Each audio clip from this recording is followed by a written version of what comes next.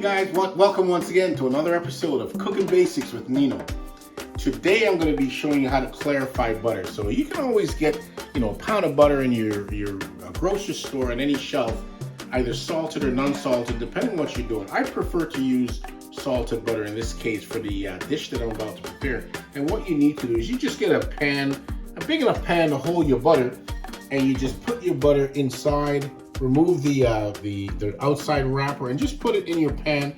Put the stove on minimum and just allow it to slowly melt. And as the butter slowly melts, you're gonna find that the actual butter from the milk fat is going to separate. So you're gonna have the clarified butter on top, and you're gonna have the water soluble on the back, and the milk on the top. You're gonna skim off all the burnt milk, as you can see here. All that stuff is gonna be skimmed off after. And you're gonna have the clarified butter in the middle, which you're gonna skim off, and that's it. That's your clarified butter. So we now have our butter all clarified, and if you can take a look in the pot here, we've got all the fat and the milk solubles that's floating on top.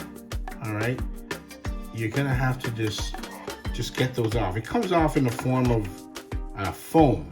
It's a foamy type, and if you look down below the foam, you will see the clarified butter. So that's the clarified portion of the butter, and below that you'll have all the water soluble. So what we're gonna do is we're gonna remove the foamy part, and then we're gonna remove the clarified butter, and the rest in the bottom we can discard. Okay, and that is how you clarify butter. We'll see you next time.